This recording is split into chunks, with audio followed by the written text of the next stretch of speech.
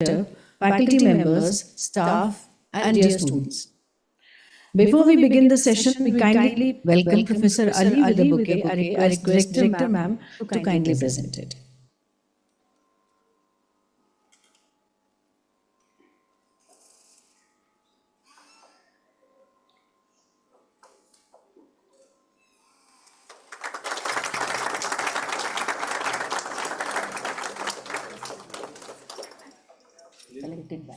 Collected back.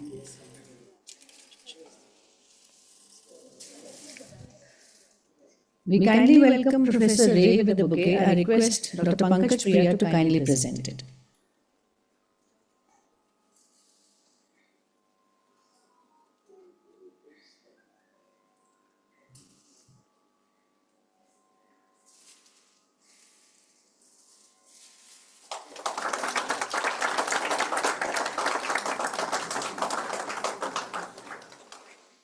We kindly welcome Professor Emmanuel with a bouquet. I request Dr. Patel to kindly present it to sir.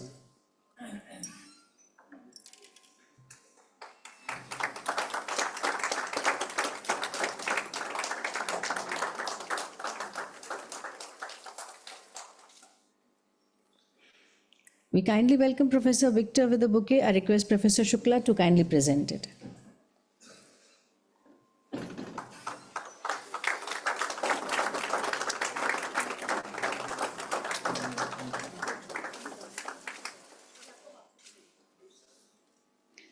Thank you very much.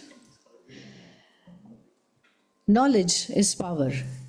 Information is liberating. Education is the premise of progress in every society. We warmly welcome one and all present today for the inaugural ceremony of the 3-day conference of Data Envelopment Analysis. The DEA, shortly called as, developed by Charles Cooper and Rhodes in 1978, is a non-parametric method assessing the efficiency of decision-making units with multiple inputs and outputs. The theme of this conference is Advancing DEA, Bridging Theory and Practice. I now request Professor Patel, convener of the conference and chairperson of doctoral programs, to kindly give us an overview of the conference.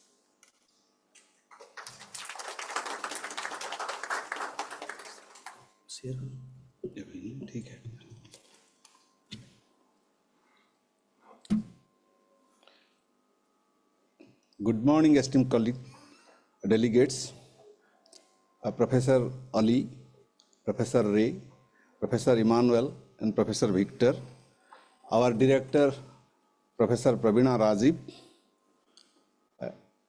Deputy Director, Professor Pankaj Priya, and our Registrar, Professor Shukla, my colleagues, staff, and students. It is an honor to stand before you at this International DEA conference, where we gather to celebrate and push the boundaries of data envelopment analysis. Today, I wish to share a vision encapsulated in the theme Advancing DEA, Bridging Theory and Practice. For decades, DEA has been an essential tool for measuring efficiency across diverse sectors like healthcare, education, and many, banking and beyond. Its ability to evaluate decision-making units without prior assumptions has established it as a gold standard in operations research. Yet, as practitioners and researchers, we must ask ourselves, are we fully harnessing DEA's potential to influence real-world decision-making? The bridge between theory and practice is often built on two pillars, relevance and its adaptability. On the theoretical point upfront, DEA has evolved to include many like the dynamic models, network models, and even approaches integrating sustainability matrices. However, theoretical advancement means little if they remain confined to academic circles. To bridge this gap, we must prioritize the practical applicability of these models, ensuring that our findings speaks difficulty directly to decision makers' needs. So what we do? First, by deepening interdisciplinary collaborations. DA strength lies in its versatility, an advantage we must leverage. We can craft more robust and insightful models by integrating insights from data science, economics, and behavioral sciences. These interdisciplinary bridges enable DA to answer complex questions that resonate with practitioners. Second, we should embrace the era of big data and AI. The challenge is not just applying DA to larger data sets, but rethinking how DA can complement predictive analytics and machine learning. Imagine a future where the DA not less assess the past performance, but proactively shapes strategy through real-time data integration. The possibilities are immense. Lastly, let us remember that effective practice hinges on clarity and communication. Our research should not only be sound, but also digestible. A decision maker requires actionable insights, not acoustic language. If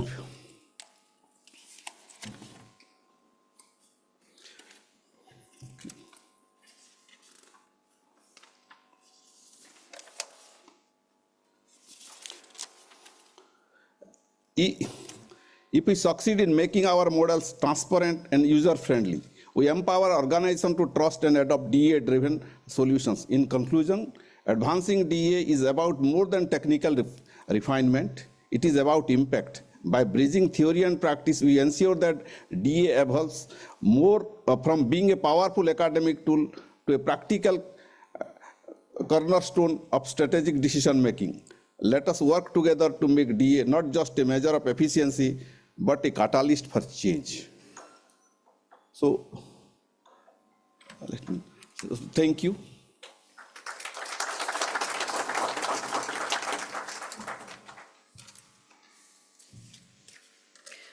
Thank you, sir. I now request Director BIMTech, Dr. Prabina Rajib, to give an inside view of the BIMTech with all the esteemed dignitaries and the others present here.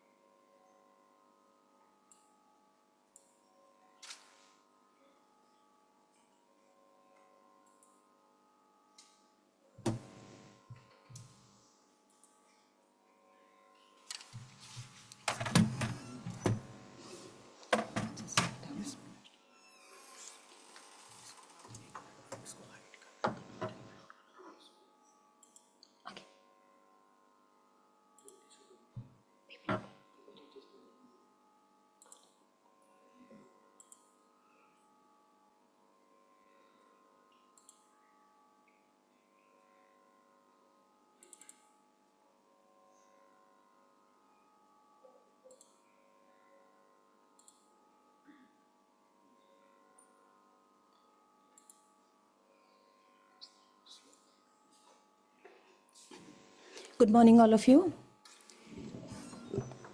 Professor Subhas, Professor Ali, Professor Emmanuel, Professor Victor, Professor Pankaj Priya, Professor Patel, Professor Lalwani, Professor Violeta, Professor Iriti, my other faculty colleagues, dignitaries of the dais, students, my faculty colleagues.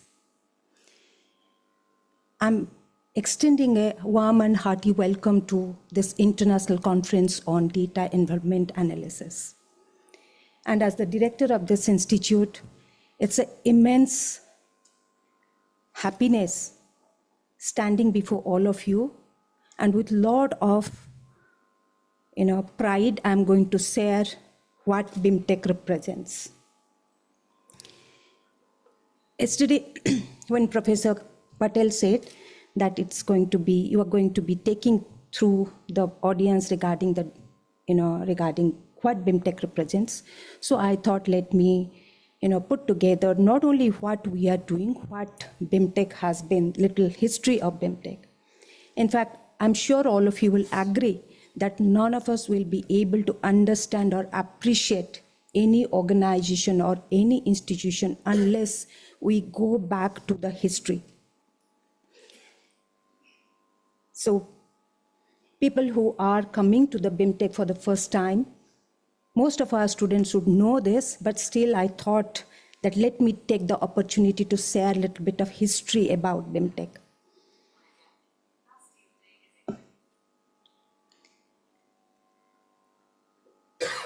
We belong to a very illustrious family, business family in India, that's the Birlas.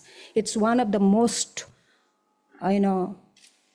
credible, most notable business houses in terms of philanthropic activities, in terms of contribution to the academics, in terms of contribution to the education, and in terms of contribution to promote Indian culture and Indian philosophy. I'm taking back to all of you to the year 1894, when Mr. G.D. Birla was born, and only at the age of 25, he started a organization, the first jute mill, which is known as a Birla Jute Manufacturing Company Limited. People who know a little bit of history of India knows that around 1920, the non-cooperation movement led by Father of Nation, Mahatma Gandhi ji started. At that point in time, a lot of thought process went into creating Indian businesses. So as part of that particular initiative, he started the first company. And right now, Birla as a conglomerate, they may be boasting about not less than hundreds of companies. And at the age of 25, he has been associated with Mahatma Gandhi, and he was very passionate and very nationalistic, and he started the first academic initiative, and he started the Birla Education Trust.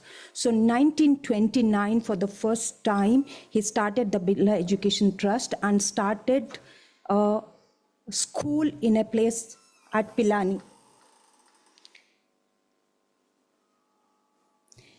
And this particular, I don't know whether it is visible to all of you, this particular letter is written by Mr. G.D. Birla to his son Basant Kumar Birla. And this letter, I can't read enough and I cannot share enough. This shows the profoundness of the visionary Mr. G.D. Birla, and this letter, I would like all of you to,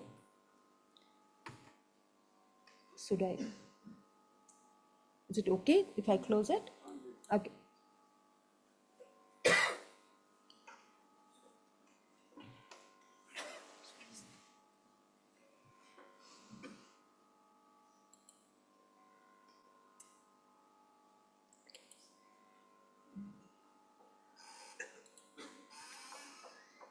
I hope all of you are able to see the profoundness of the letter which he has written to his son. This is not the complete letter. This letter was written in Hindi. This has been translated into English.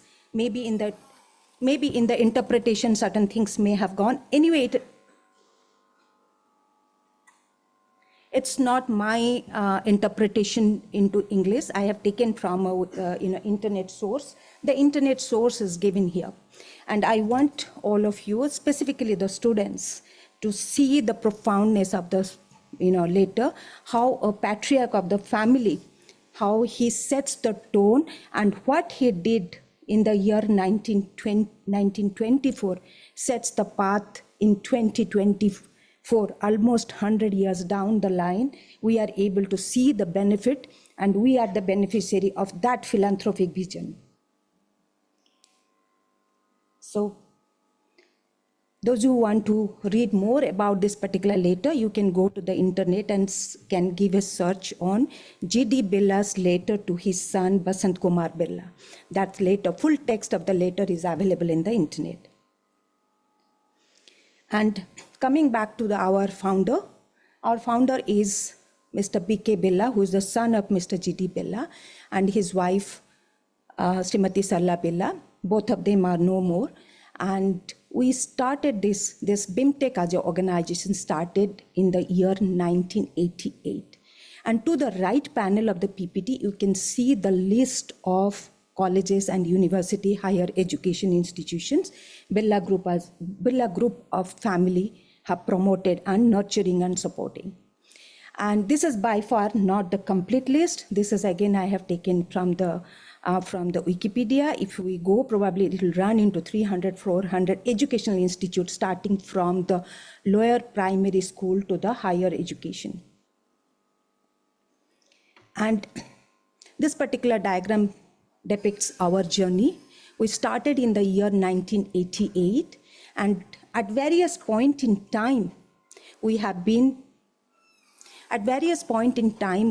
received various accreditation, government accreditations, and I'll just take you to my international audience colleagues, that I'll take you to the year 2022, where we were accredited with the AACSB accreditation. I'm sure all of you understand the importance of AACSB accreditation. So that puts us into the global map of academic institution as a academic body. It proves that we are one of the finest academic institution in India. And to take you through our academic pursuits, we offer 6 programs. One of the biggest program is PGDM core program. I believe all our PGDM core students are here at part of this particular lecture session. And as part of this particular program, we take about 300 students, and we have currently in this particular program 45 students. In fact, yesterday Professor Patel or Professor Ali mentioned that in this conference, we have representation from 21 countries. And we have students from 7 countries. So altogether, we represent 28 countries at this point in time at BIMTech.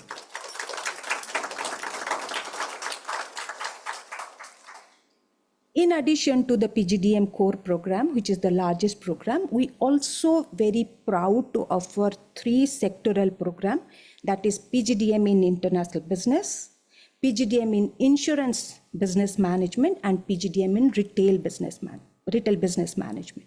In fact, PGDM in insurance business management and PGDM in retail business management are we are the first mover. No other B school in India had started this sectoral program, and BIMTech takes a lot of pride, and these 2 programs are doing exceedingly well in terms of student placement, what our alumni have achieved. In addition to that, we also have PGDM online program. Our sanction strength is about 800 students per year, but currently we are taking about 200 to 250 students per year into the online program. And this is a full 2-year online program. And I'm very happy to share with all of you that this is the first online program to have been accredited by AACSB all over the world. Till now, full online program has not been accredited by AACSB. In addition to this, we also have fellow program in management and executive fellow program in management.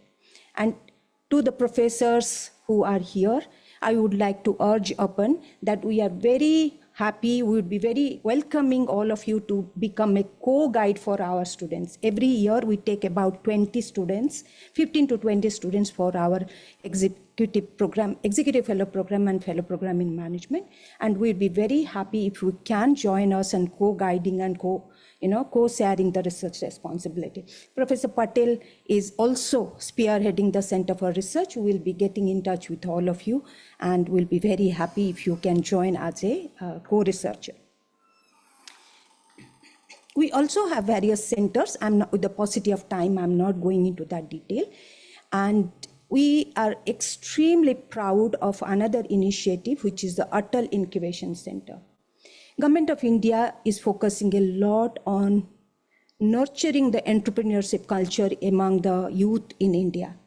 So as part of this initiative, we have, as a BIMTech, Atal Incubation Center at BIMTech, we have incubated about 356 new startups.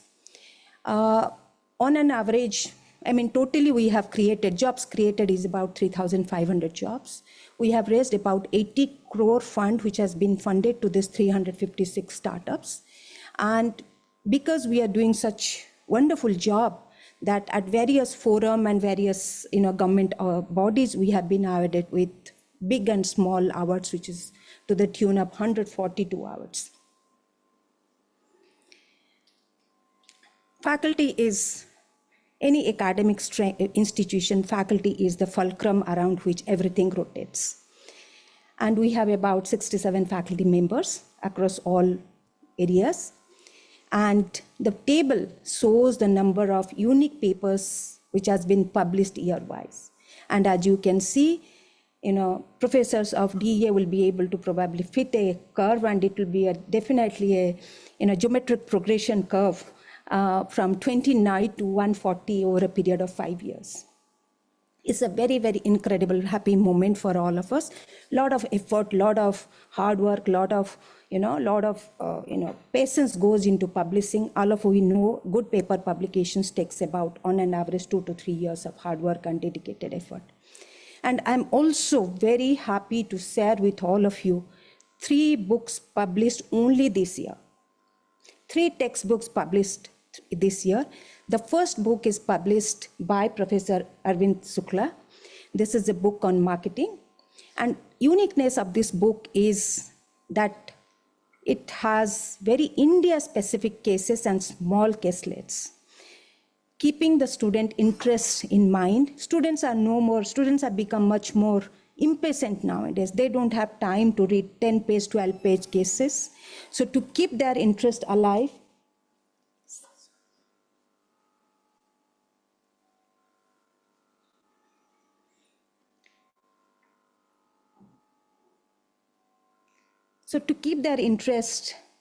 in the classroom, this book has hundreds of small caselet India-specific business cases. The second book is Corporate Finance and Financial Modeling, published by Professor Ruchi Arora of BIMTech. And this is also very unique. This book is again filled with hundreds of Excel assignments, and the best part is that these are QR code assignments. So you scan the QR code and the whole world of beautiful Excel applications to corporate finance opens up for the students and professors to practice. And finally, I would like to, with a lot of pride, I would like to share a third book, which is One Water, One World, and published none other than Professor Ritti Kolstrister. And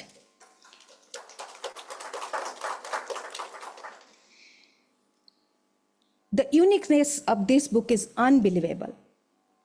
Anybody who buys the book, 500 liters of water is donated to a family who does not have access to clean water.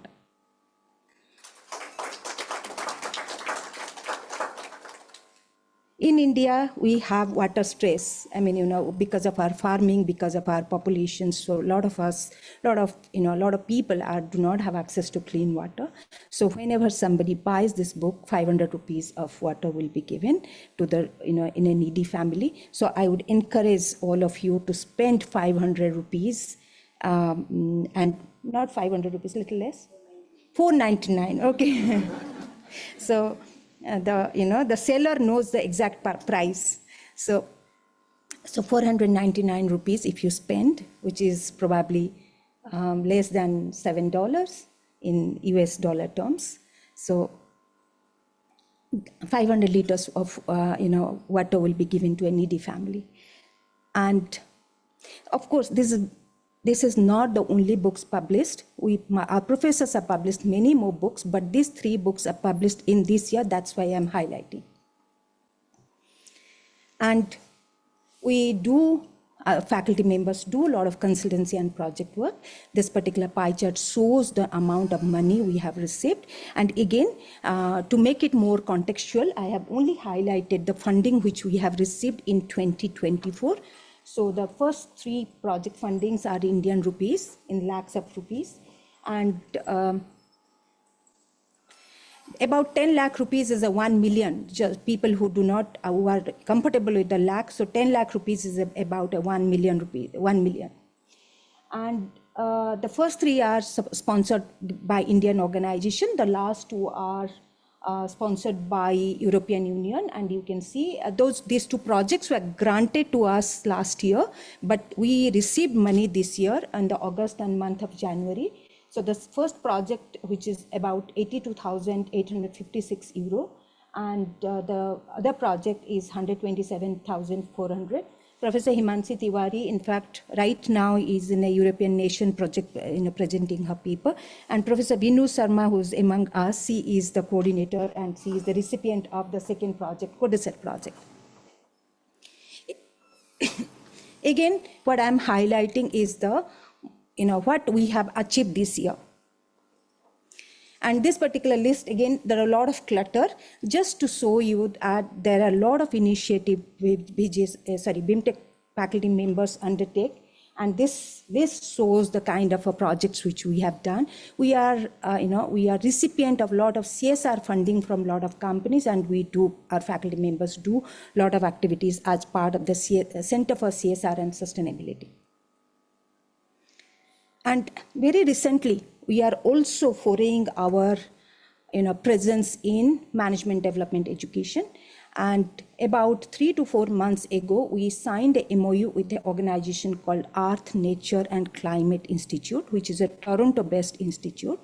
And with this organization, we have started a 6-month executive certificate program on sustainability and ESG. And I would encourage professors, maybe if you have research students or if you personally yourself are interested to participate in this is a fully online program. And this is not restricted to only Indian, because it's an online program. Anybody, anywhere in the world can participate.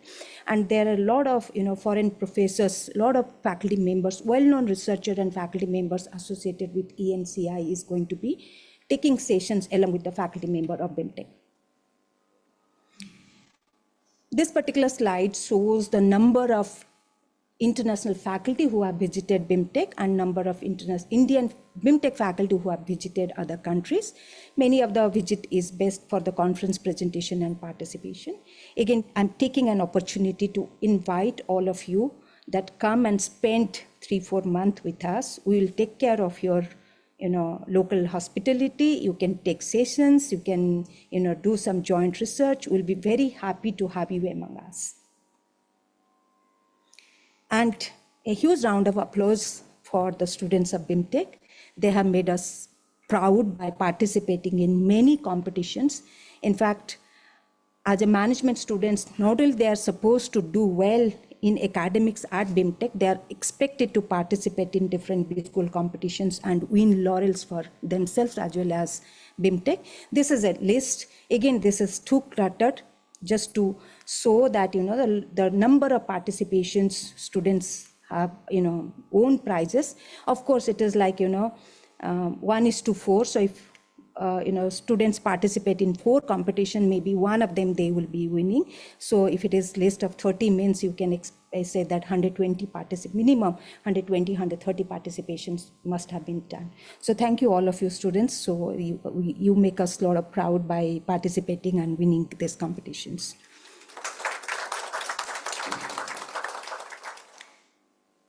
And no academic institution will be complete without its footprint in research publications.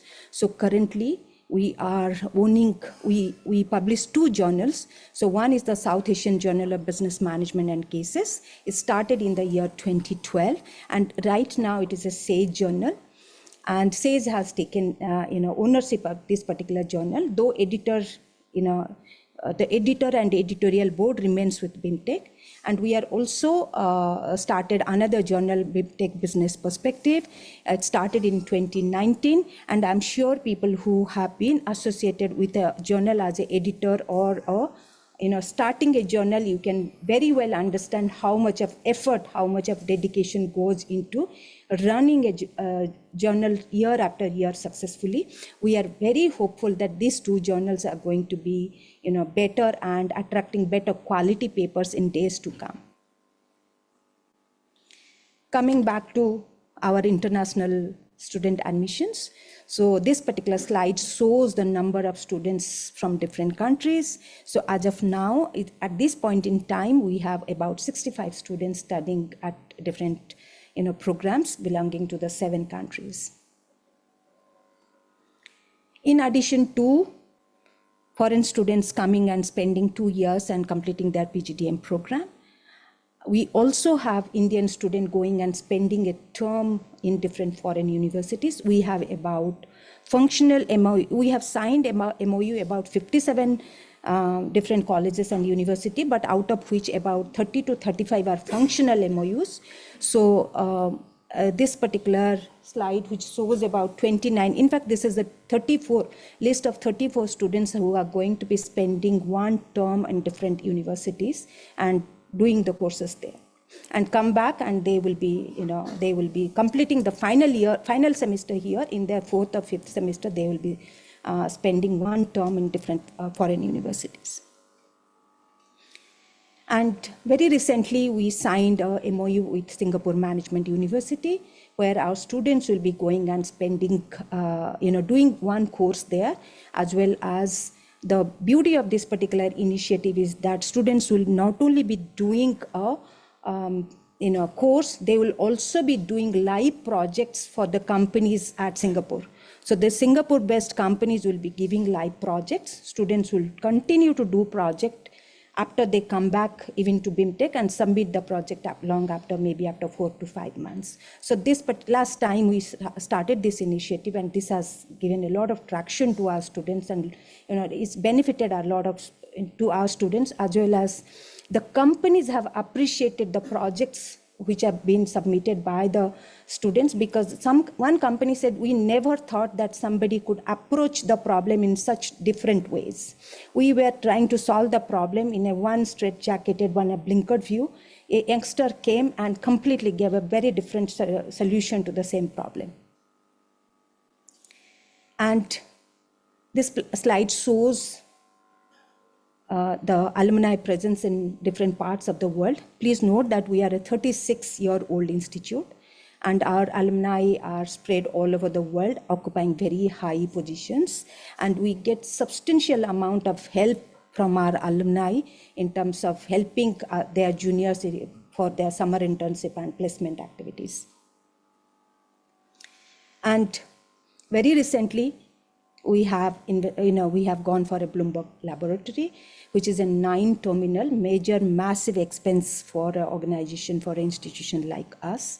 And we are hoping that this particular laboratory, once we set up, it is going to do a world of good to our students as well as faculty members in terms of data availability for their research. We have a good library. We have subscribed to a lot of journals, a lot of databases. But yes, we have a long way to go. We need to spruce up our library resources a little better. But money is always a constraint. Usage also has to be there. But we are very mindful that in very soon, maybe a year or 2 down the line, BIMTech is going to have one of the finest library among the management schools in India. So this is the end. I would end my talk by quoting Vincent van Gogh: great things are not done by impulse, but by series of small things brought together.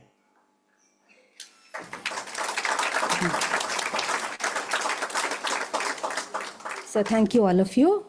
And I hope this 3 days is going to be very, very mentally stimulating. And let this event be not that we attend the conference, go back. Let something tangible come back to each, not only publications and presentation. Maybe we'll be hoping, in fact, I'm extending a warm invitation to each of the foreign faculty members present here, or even Indian faculty members. Please come back, stay some time with us, take some classes for our students, do some joint research, and of course, taking you around northern part of India is my responsibility. And with this, I hope this 2 days is going to be very, very mentally stimulating and challenging, as well as we get to learn new concepts, new application of the DEA into different business domain. I was hearing what Professor Patel was saying about predictive analytics, machine learning, AI. So DEA has application all these newest techniques. So I'm sure participants is going to be benefiting immensely from this conference. So with this, thank you once again for giving me a patient hearing. Thank you, all of you.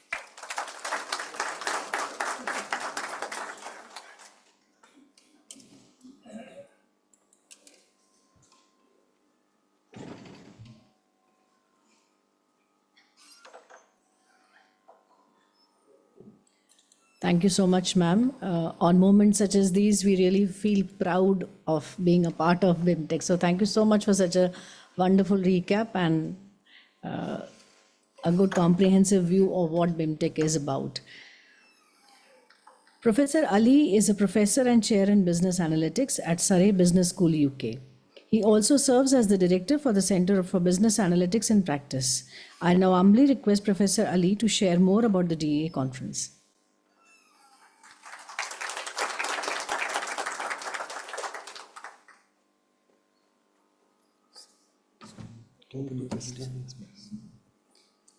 Good morning, everyone. Thank you, Professor Rajiv, for wealth of information you provided, and thank you for supporting this conference. Thank you to Professor Patel for organizing this conference. Welcome all the colleagues, friends, students, faculty members of the BIMTech to the DEE 2024 conference.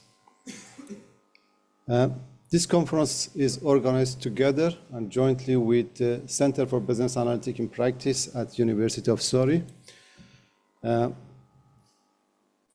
I would like also to say a welcome message from the Dean of the Business School, Surrey Business School, and all members of the Center for Business Analytics to thank you all for participating actively in this conference. Let me just go a little bit behind the history of this conference, if this give me. Now, we started this conference in 2002, the first conference that we organized in Moscow, in Russia.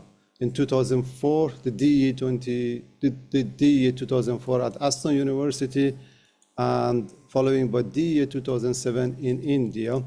Some of you participated on that conference, which I should have also remembered Professor Rajiv Banker organized that conference. Rajiv was one of the renowned DEA person that we all know, that we are familiar with the BCC model, and we all use it. So it's my honor also to remember Rajiv in this conference. In fact, Rajiv and I discussed organizing this conference together with Professor Patel several times in 2017 and 2018. I'm sure he would be happy to see this conference happen in BIMTech now. Then we had the 2009 in Philadelphia, which again Professor Rajiv Banker organized it, 2010 in Lebanon, 2011 in Greece, 2012 in Brazil, 2013 in Turkey, 2014 in Malaysia, 2014 in Mexico, it was the workshop, and 2015 in Germany, following by 2016 in China, 2017 in Czech, 2018 in China again, and 2019 in Canada. And the last conference, the previous conference we had was DEA 45, and I think I missed DEA 40 as well. They had the DEA 40 at Aston University and DEA 45 at Surrey Business School.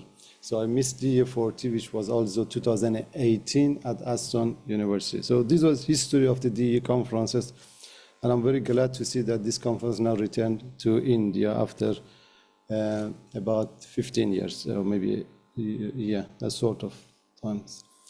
Now we have, as already said, we have participation from 21 countries. Yesterday we had several workshops, which I hope those who participated benefited of these workshops. Within the next 2 days, today and tomorrow, we have wealth of information, wealth of papers that you can see. There are parallel sessions, and there's also one online sessions that for some of those who did not manage to participate in it. But this afternoon, especially, there is a sessions on the DEA and regulations. This is where the DEA is really used in applications in many countries. And then we have presenters from various countries. Those are all practitioner presenters that who use DEA in real applications. So for those of you who would like to see some of the real application of the DEA, you may join this session in the afternoon. I also like to say a couple of things about the Center for Business Analytics and Practice that we have at the University of Surrey. We started this center about 2 years ago. We have good number of colleagues who are all supporting this center. Various area of the analytics, which I'm pleased to work with all of them. And the main aim of this center is bridging gap between academy and industry. We work with many industries, and we managed to make good link with some of the industry, especially to bring in cases studies, real cases studies, to our students, to our MSc students, to our PhD students, and so on.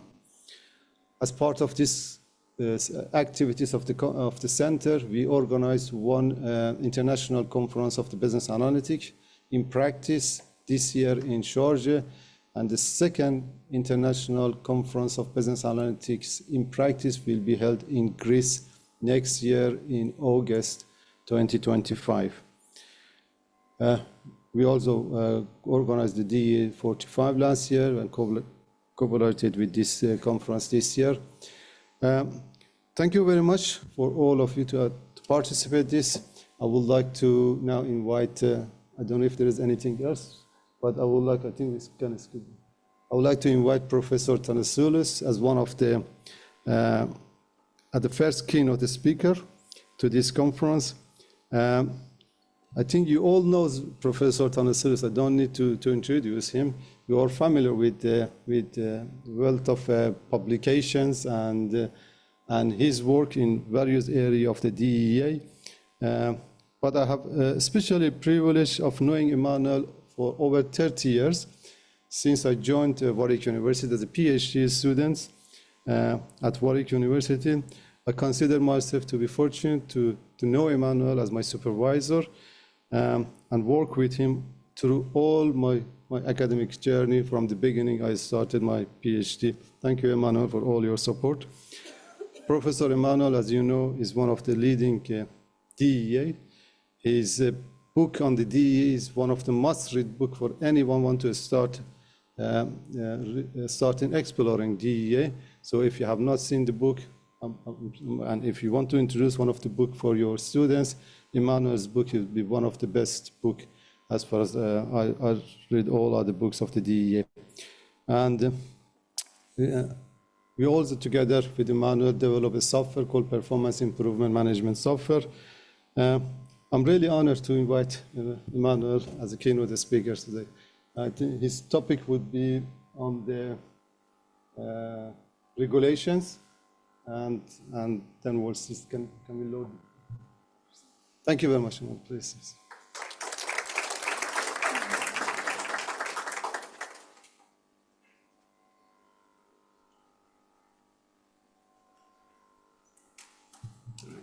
I think probably it's best if I wear a microphone because I would be turning. Is it possible to?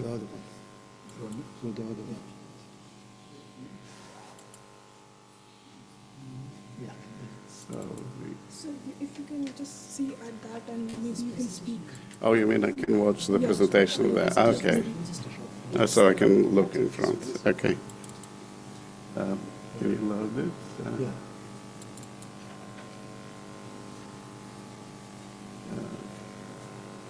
Yes, this is the one. Somebody who will keep time. You want me to tell you after how much time? I don't know It's up to 11. It's up to 11. Yeah. So can you, at about 10 to 11, remind me? So next, where will you be here? I'll be here. Okay, just remind me even if I'm talking. Okay. Sure. Okay. Good morning, everybody, and thank you very much for the invitation to the Institute to speak here. I'm really pleased to be here. These conferences, as you saw, mostly are being held either in Europe or in the in America.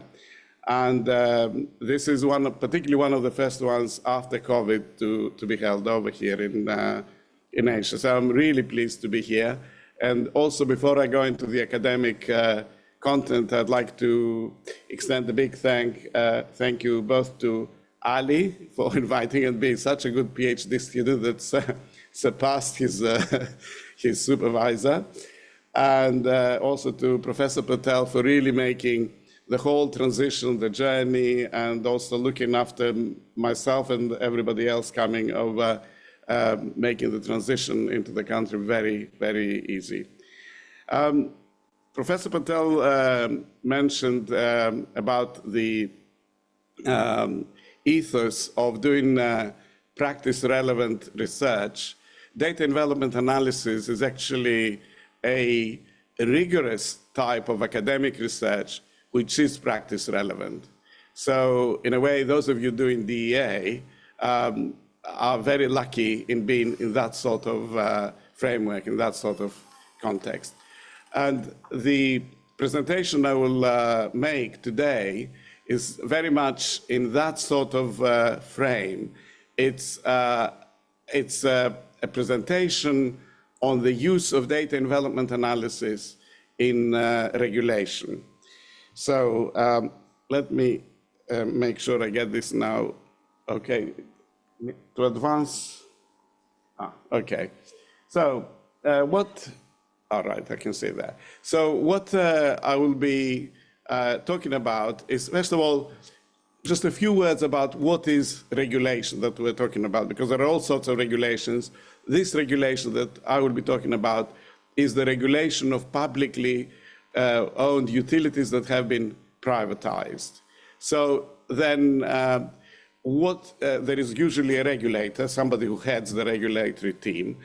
So what is the regulator doing? What's their aim? How does data envelopment analysis fit into that?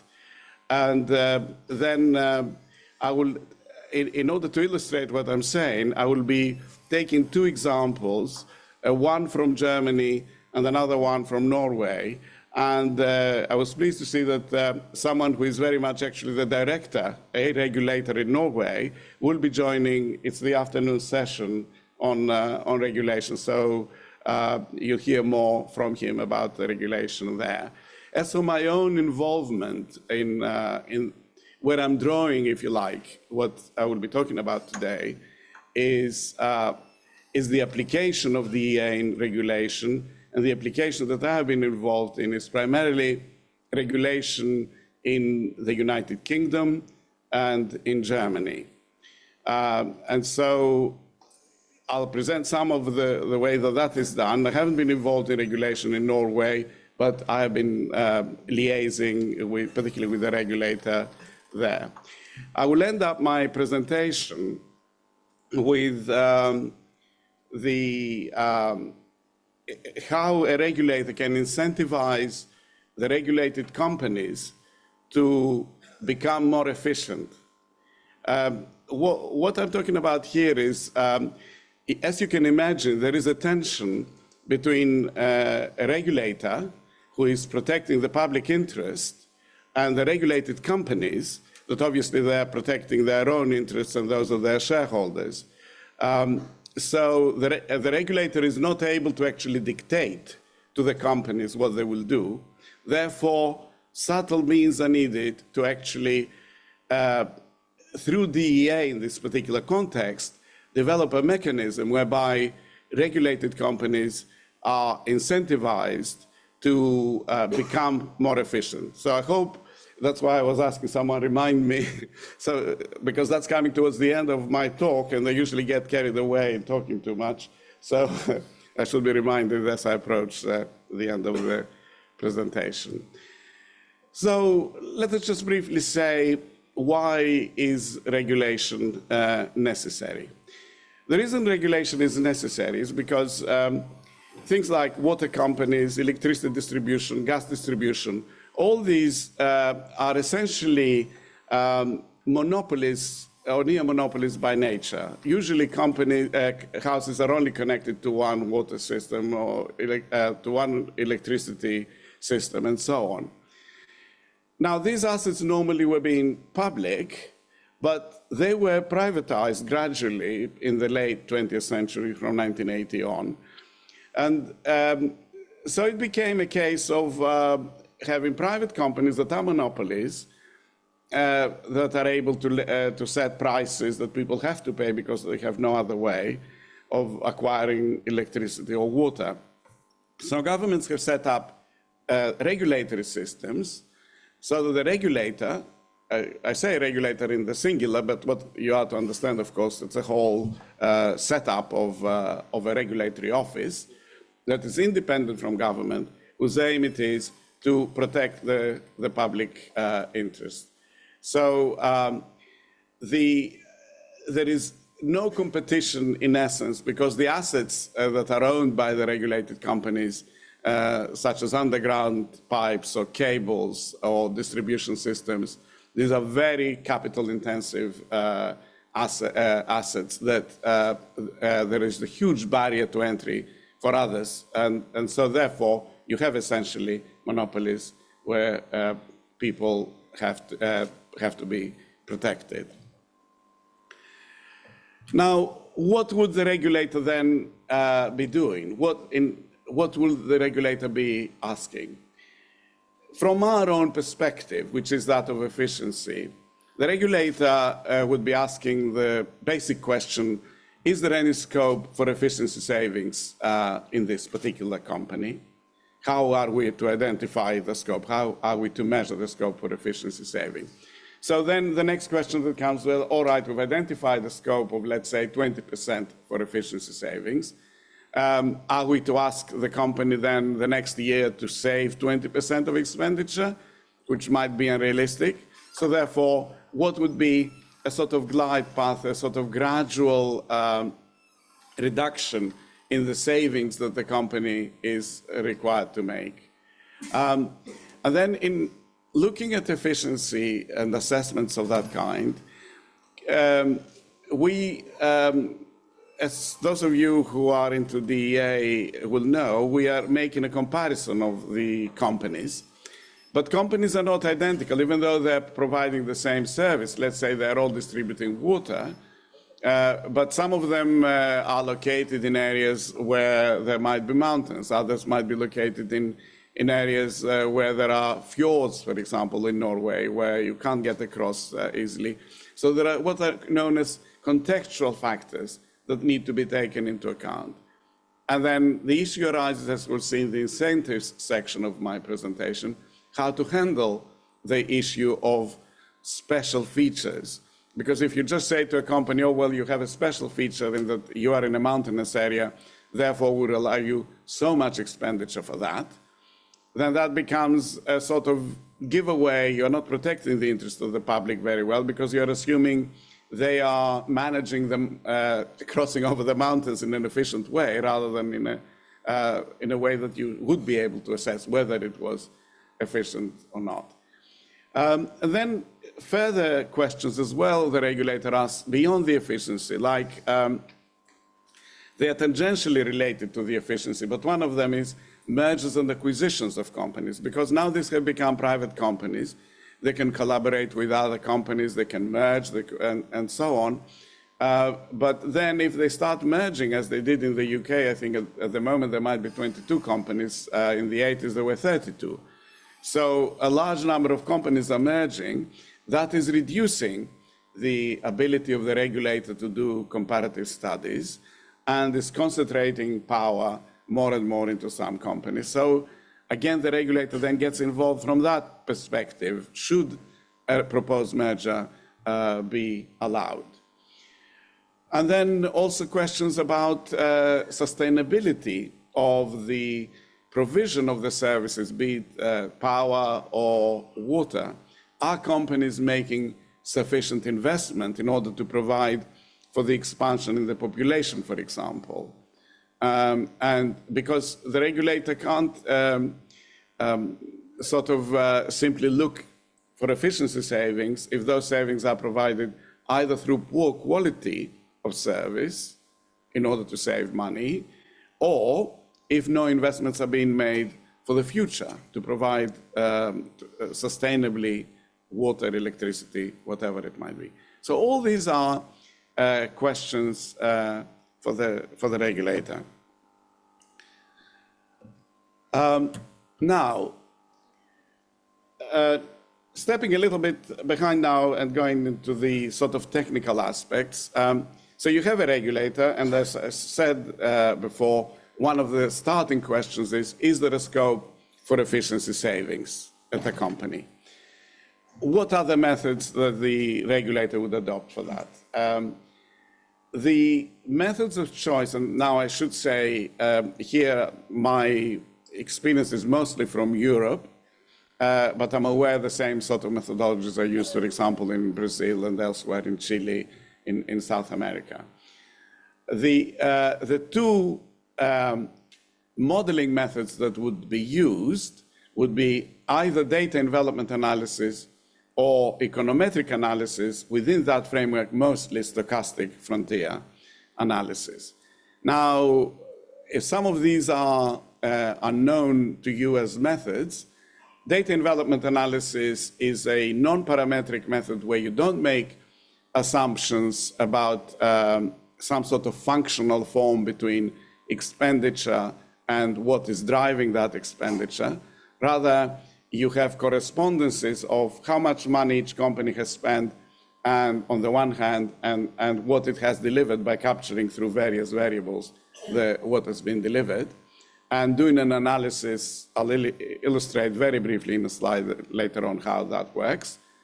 Or stochastic frontier analysis, which is in the classical framework of essentially regression analysis, where you're regressing the expenditure normally, the modeled expenditure, against the factors that are driving that expenditure, like if you are in water, how much water was extracted, how much water was treated, to what level it was treated, what length of pipe work was used, how many connections there were, all sorts of variables. You would run the regression, and then making certain assumptions about the kind of probability distribution of the inefficiency, you would be able to split the error term of a regression into something that's random noise and something that reflects efficiency. So either in DEA or in stochastic frontier analysis, you are adopting what is known as a boundary method, in the sense that you are estimating what would be the minimum cost in this particular context in order to do something. And you're estimating that through data that you have about the expenditure that was made relative to what was driving that expenditure. These are the two methods, and as we'll see later in Germany, both are being used. Indeed, they're used by edict, by actually the government stipulating that they should be used. That's not so strict in other countries. Regulators can use what they want. But in Germany, it's actually dictated. Sorry, that's not the right word to use. It's sort of stated what should be used. Okay, the key differences are that one is parametric and one is non-parametric. By what I mean by that is, in one of them you make assumptions, as I said, in stochastic frontier analysis, but the benefit is then you get a model that tells you exactly or what you've estimated, how the expenditure should work with the variables that you have and the levels of those variables. With DEA, you don't have to make those assumptions, so that makes it a lot easier to apply DEA. And also, you can apply the DEA by having multiple variables rather than a single variable you regress. It becomes easier, for example, to split expenditure between capital and operating expenditure. So you would have two inputs, as we'll see later. And the disadvantage is that you can't separate noise from inefficiency. So all the distance that you have from a frontier, as we will see, is attributed to inefficiency. Okay, just very briefly, I'm not sure how many of you are familiar with DEA, so I'll spend just a couple of slides just to say with a graph how DEA works. So bear with me if you are already familiar with DEA. So in DEA, the way it works is we define a decision-making unit in the general context. In the context of regulation, that would be companies or functions of companies. Like if we don't want to model a water company in its entirety, for example, Ofwat, the regulator of water in the UK, in the early days, and still to some extent, separates water extraction as one function to compare companies against on that particular function, the distribution of water, compare that as a function across. In the context of universities, for example, instead of modeling universities as institutions in their entirety, you can compare them on their economics departments, or in hospitals, you might compare the outpatients department. So you have to define a decision-making unit, your unit of assessment. And then what you do then, you say, on the one hand, is what resources are being used by this institution. So if we focus on regulation, it would normally be labor, capital, operating expenditure. And then the company works with that and delivers what we have as the outputs, which are the outcomes that that company has set up to deliver. It serves a number of customers, it maintains the network, and so on. So you have to identify variables that would reflect the level and the sort of the volume of activities that are carried out. And then what you do with DEA as a method is it's like, think of it as a ratio. If it was a single output and a single input, like number of customers served versus expenditure, you just take a ratio of that. And you're all familiar with key indicators. Well, DEA takes you a step further from that, because normally things can't be expressed in a single ratio. You actually need several inputs and several outputs in general with real-life organizations. So you take you compare the units you have identified, the water companies, let's say, on the amount of outputs they deliver relative to the levels of inputs that they use. That's in the most general context. How do you do that? This is a graph of, just to explain how DEA works. What you would see on your screen there is a simple example. Suppose you had, there 6 there because I can't see very well that distance, but roughly there are 6, let's say 6 outpatient departments in hospitals, and you have 2 inputs, doctors and nurses in numbers, and you have the number of outpatients that were handled over a particular period of time. And let's suppose you want to use DEA to compare these. What you do is, first of all, in order to make it into a graph, we shall assume that we have constant returns to scale in this situation. In other words, it doesn't matter the size of the department. They should all be able to deliver the same amount of output relative to the cost. So therefore, you normalize that. Let's say you divide so that you have the number of doctors and nurses per 1,000 outpatients. So all of them are now having 1,000 outpatients, and all you're doing is looking at the number of doctors and nurses they each have, and they are graphed in here, plotted, doctors per 1,000 outpatients and nurses per 1,000 outpatients. And what you do, that's one assumption you make in DEA, which is that you can create an average between the observed units. So, for example, if I have data for this hospital and that hospital, I assume it's also possible to have some hospital in there by taking half of the staff and outputs from that and half of the staff of outputs. So this is a virtual, if you like, hospital that I could create.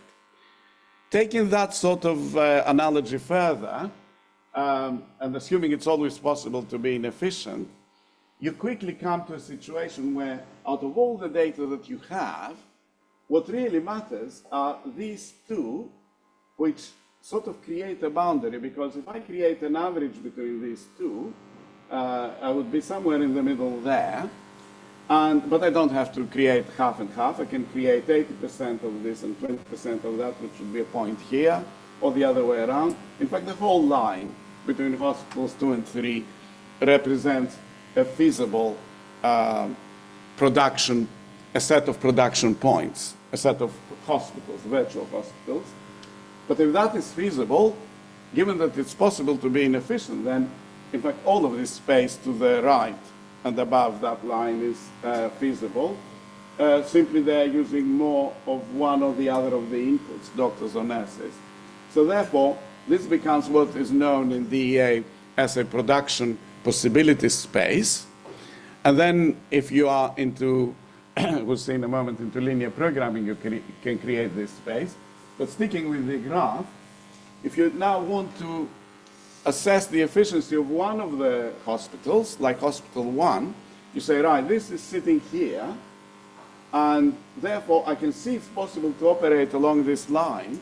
So if I were to actually not make any assumption that doctors are more expensive than nurses and therefore bring costs into the context, if I just assume I simply want to reduce doctors and nurses in number if it's feasible, you could think of reducing them proportionately, which would mean you would be moving along that line until you hit the frontier. So this would become the efficient frontier, and the distance between the hospital and its projection on the efficient frontier would be the efficiency of this hospital. This would represent the amount of savings you could make, because if you look at this point here, if I were to draw these lines AC and BD, then what I have is the number of nurses that I used, which is reflected on the line BD, but the actual efficient level is reflected by the line AC. So the ratio AC to BD represents the fraction to which nurses could be reduced. Similarly, the distance from O to A is the efficient level of doctors, but the actual level of doctors used is OB. So OA over OB is the ratio of doctors, the ratio to which doctors should be reduced. And through, if you're thinking back into your very, very young years when doing similar triangles, these triangles OAC and OBD are similar, therefore the fractions AC divided by BD is the same as OA over B, and indeed this OC over OD. So OC over D in red is actually what people would normally use as the efficiency of the hospital 1. You can do a similar sort of analysis of the other one, and just not to leave these two lines unspoken for, this is the efficient frontier. These are frontier points of the production space, but they're not efficient, because if you're operating along here, you're always dominated by this hospital in that you're using this, sort of the same amount of this, which is nurses, but you're using more doctors than hospital 3, so you're not efficient. And similar inefficiency argument applies for the vertical line. So that's how DEA works.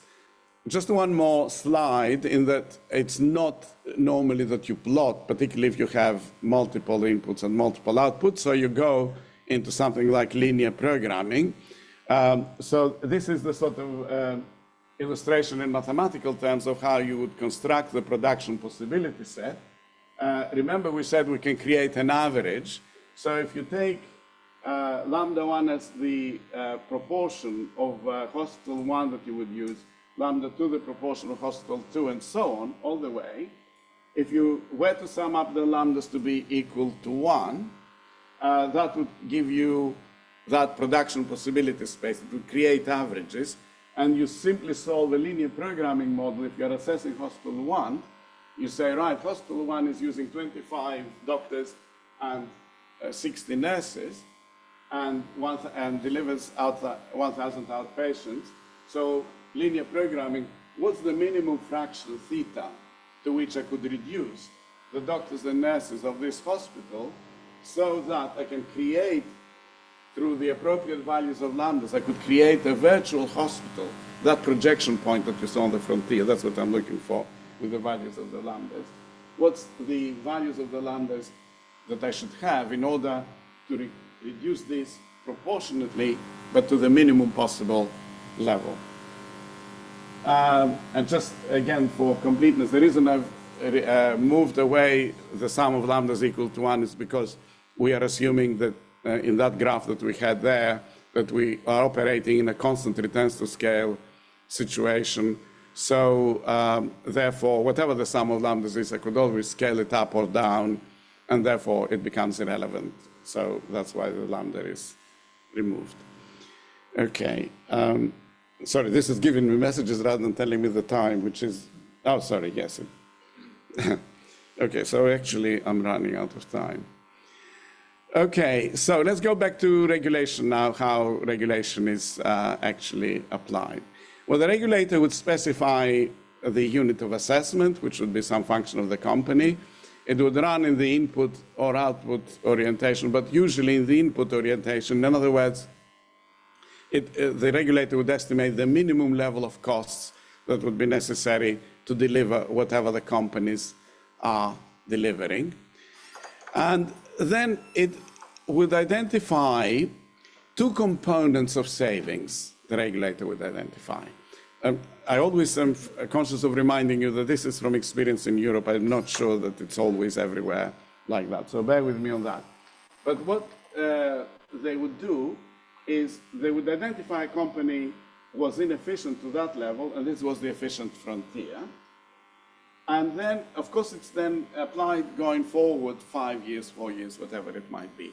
So they want to set up what is the savings if this distance exists between what's efficient and where the company is at the moment. Well, what the regulator assumes, apart from assumes that the efficiency will not stay there. Going forward, there should be some productivity gain. Companies should become even more efficient through learning, through better management processes, and so on. So therefore, would estimate a component for what is known as frontier shift, because rather than staying in straight line, it would go down like that, frontier shift component, and also it would not require the company to cover all that distance, because sometimes companies can be quite inefficient. So there would be a glide path to the efficient frontier. So they would estimate what is known as an individual gain that the company must make, an individual level of savings, 10, 15%, plus another 2% maybe for productivity gain. So there would be these two components that the regulator would estimate as an overall saving. If we go now to what happens in Germany, as I was saying, Germany would use two approaches, data envelopment analysis and stochastic frontier analysis as two methods for assessing the scope for efficiency savings. They also run the same two models, but defining, because they add up operating and capital expenditure. Capital expenditure can be defined in two different ways, at least in Germany, either on a reducing balance sort of valuation of assets, depreciation on a reducing balance, or on a nominal replacement value, like how much it would cost you to buy this asset today, and then split that cost of that asset across the estimated life of the asset, 50 years, whatever it might be. And that's the component you add to the operating expenditure. So that becomes, what's the name they use for it? Standardized or something for. So basically two different ways of estimating operating capital expenditure to be added. So therefore, you run the model once with one definition of capital, and you run the models again with another definition of capital. So you have, therefore, 4 different levels of efficiency you are estimating for your company. And in the case of Germany, they take the best of the four, sort of give the company the benefit of the doubt. The way the efficiency then would come in is through this here sort of capital revenue cap that the regulator would impose. And I've got in red the two areas where the output from DEA or stochastic frontier would come in. There are components of, this is for the case company, the revenue cap for year T. And then the expenditure is split into non-controllable expenditure, and some of it is permanently ongoing non-controllable, and other is non-controllable but temporary, like there's been a special regulation that the companies must do something and the government would allow them expenditure for that. So after those, then you have the controllable expenditure, which is the issue for the DEA or stochastic frontier. And this is where the efficiency would come in for the company, so that if the company is sort of only 20% inefficient, you subtract from 1 the 0.2, so only 80% of its expenditure would be allowed to be part of what it's allowed to recoup through the prices that it would charge the consumers. And so that's where the DEA would come. And then this here, if you're a little bit more heavily into DEA and you're looking into productivity change over time, those are measured by Malmquist indices. And so Malmquist indices are used to estimate the productivity gain that would be demanded of companies, and that this is the retail prices index for year T relative to a base index. So that's what the companies might expect to charge because of inflation, but the regulator would say, but you must subtract 2% or 3%, whatever might be the regulator has estimated the productivity gain the companies must make themselves, so that they don't charge the full inflation. And so that's your productivity gain, and you have a component here that is to do with the quality of the service delivered, and in this particular context, the quality is measured by how many interruptions there have been, unplanned interruptions, in terms of number of such interruptions and the duration of them. This is the glide path that I would say the company will not be required to make savings of the full inefficiency, but gradually over time to recover, to go to an efficient level. There is a couple of things I want to mention because they come into the incentives, still into DEA, but into something called super efficiency rather than efficiency. Suppose you have this sort of system where you have this company, this efficiency you were assessing, and you have a company that is particularly efficient. The regulator, before is required, I should say, before running the efficiency model, to identify companies that are particularly influential, so that they could be removed because they set either too high a standard or there is uncertainty in the data anyway. So if you have a situation like this, for example, if you were to look at this company U2, if you were to assess it relative to the rest of the companies, so don't allow it to be part of what defines the frontier, then this company would be assessed expenditure at that level, so its efficiency would be efficient expenditure, OF, divided by actual expenditure, which is less, therefore it will be over 1. That's a super efficiency. So the regulator assesses the super efficiency. You only really want to do super efficiency of the efficient companies. The others that are not even efficient, you don't need to do anything about. Once you identify the super efficient companies, you do some tests. I will not talk you through the maths of this, other than to say you run a statistical test whether a company that is assessed for super efficiency has a very, passes a certain statistical test for being influential. I'll leave it at that without the detail because it's a bit short of time. So you identify influential companies, and also identify if they're highly super efficient, like if their efficiency, when you assess them relative to the rest, the company I assessed when it's excluded from the set, if it is 50% higher than the third percentile. I'll not talk you through the maths of it, just I want to mention that you identify highly efficient companies in the German context, which you then allow an efficiency, you identify them to be 120% efficient, 20% lower cost. They should reduce the cost. Well, you don't do that. You just let them expend at least 5% more than they spent before. It's important, this point, the reason I'm dwelling over it is because it comes into the incentives. What do I mean?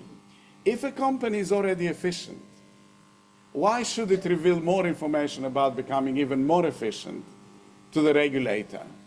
So that it would be then next time around required to make even more efficiency, and that's a ratcheting effect, more and more and more efficiency. Efficient, tell me more, next time I take this into account and give me more and more and more. Whereas if you do this, if you assess super efficiencies and base what you require of the companies on the super efficiency, the company is motivated to reveal itself better than efficient, because it would be then given more expenditure, meaning they could raise prices more. So the super efficiency matters for that.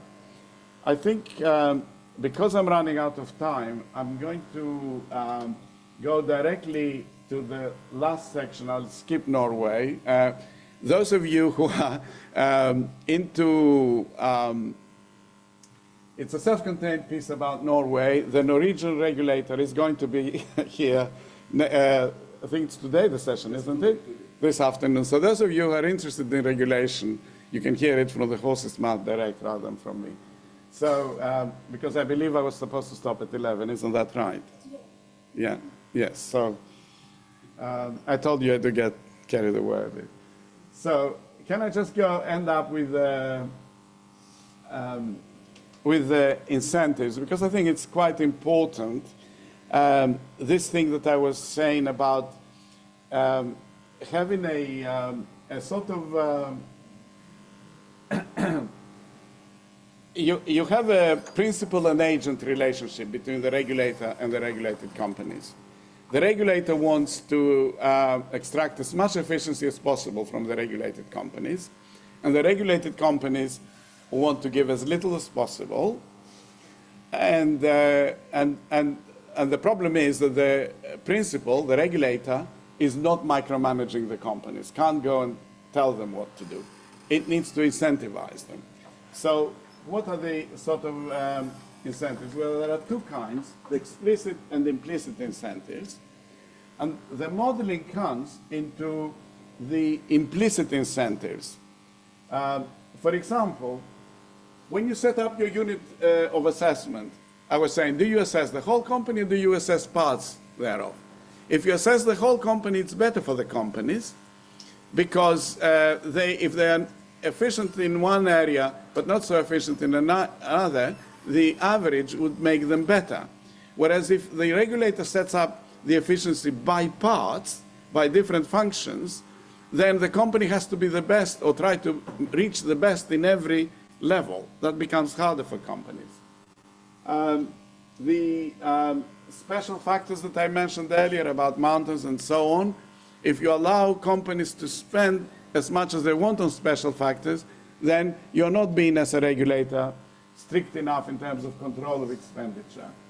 How you value the assets, what I was mentioning earlier about whether you allow companies to use reducing balance depreciation, or you just do an average.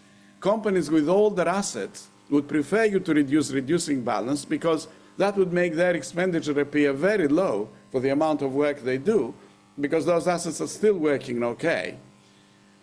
So again, it becomes an implicit way of favoring one set of companies relative to another, depending on the profile by age of their assets. Whether you have, how you define your modeled expenditure, whether you have separate operating and capital assets as inputs, or whether you simply add them together in the way that I mentioned in Germany as TOTEX. Again, for the companies, it's better to split those, so the companies then have flexibility whether to give more emphasis to operating or capital expenditure. And similarly, for the number of outputs that you define, the more the outputs you define that drive expenditure, the better from the company perspective, because again, they have more flexibility as to what factors they use in order to explain their level of expenditure. One important one is about whether you maintain constant returns to scale or non-constant returns to scale. If constant returns to scale, which is what normally regulators use, that forces companies to exploit economies of scale, to become more productive by increasing or decreasing scale size. But that, on theory, there may be economies of scale available, but the company may find it hard to exploit them because they might require more investment, or the morphology of the geography of the area they cover may not permit that. Again, this is about the Norwegian area, which the only thing to mention, they're using super efficiency as well, in the way that I mentioned before, to incentivize companies. And similarly, in Finland, they do a different way of incentivization. In Finland, they have what they call a realized profit, adjusted realized profit. If a company declares a profit and the regulator deems that to be excessive, then it can require them to recoup that, to reduce prices in order not to make so much money in the next regulatory period. So, but the regulator can adjust their real profit for certain good things they might do, like the quality of service they deliver, innovation they deliver, innovation that they share. So that's another way of incentivizing companies to do well. This is the super efficiency in Germany, which I have covered already. And I will conclude at this point, so I've exceeded my time by 5 minutes. I would conclude by saying DEA is highly integrated into regulatory systems, certainly in Europe and Latin America, and probably elsewhere, but I'm not aware of. That there is, within the framework of regulation, there is a principal-agent type of tension, and so the regulator needs a way to incentivize companies.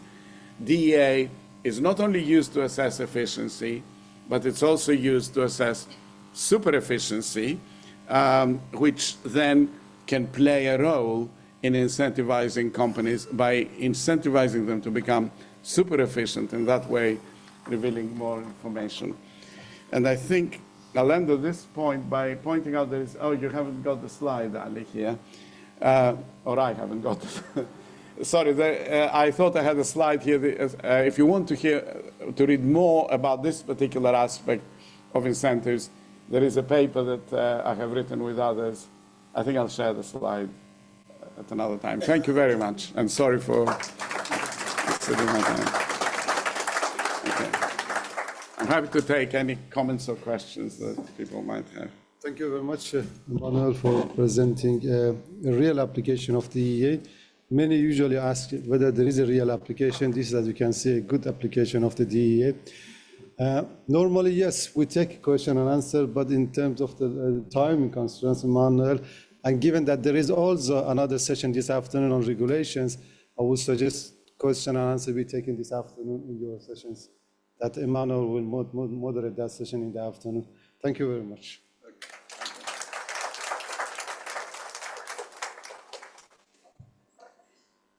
Thank you very much, Professor Ali, and thank you very much, Professor Emmanuel. I will now request Dr. Patel to quickly give us a brief of various sessions that are coming up.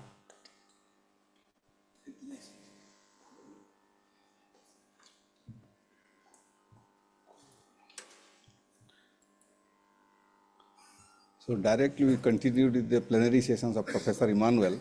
Now just I will take 2 minutes, not more than 2 minutes, to say about how we'll proceed this conference.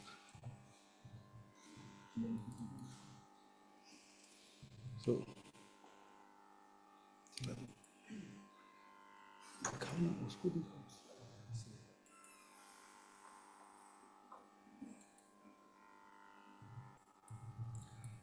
so for this conference, we have here 83 delegates, and we have 69 presentations in these 2 days. Okay, so we have 69 presentations. Both we have to complete it by today and tomorrow, and then we have delegates from 21 countries. Okay, and then these are the lists of all the countries throughout the world. And then we have this today. We have the sessions like this for this 19 disease.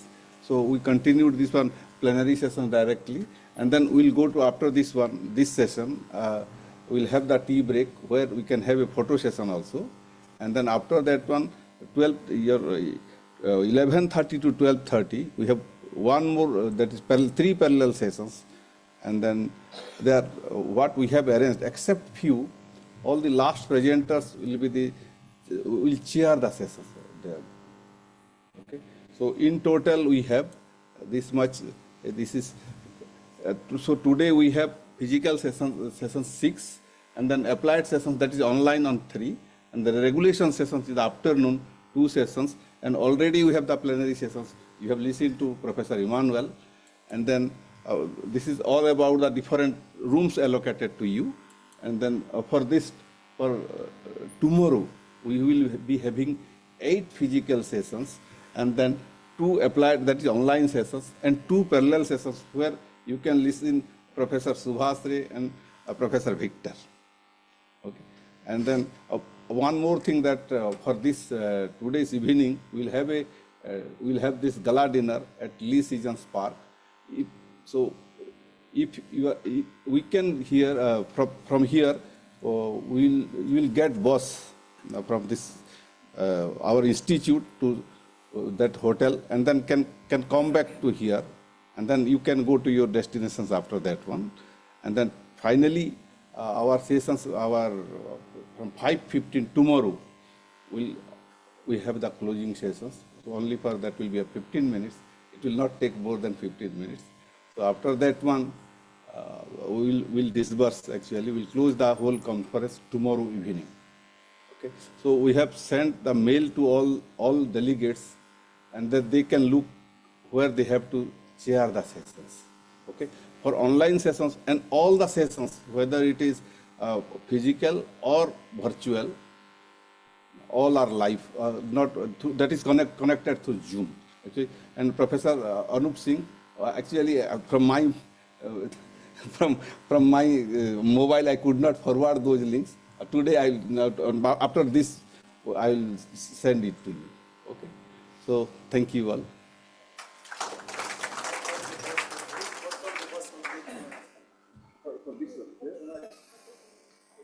What time does the bus leave? Okay, 7 p.m. Okay, we'll leave from here 7 p.m. Thank you, sir. I now request Dr. Pankaj Priya to kindly deliver the vote of thanks.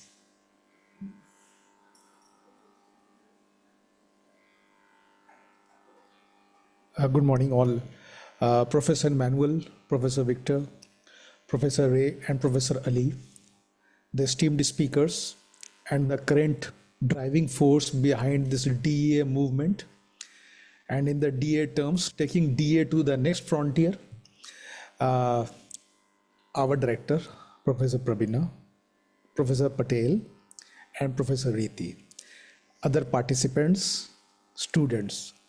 At the outset, I would like to thank, as I mentioned, the driving force behind this DEA at present, especially Professor Ali, to give us an opportunity to hold this conference in India after 2007, that is 17 years. Putting BIMTech again as one of the destination for DEA, so it will be carved in the history of DEA movement, and for that we are extremely grateful, sir. And with this August beginning and this great insights by Professor Emmanuel, I extend all of you a warm welcome and thank all of you to be present here. Thank you very much.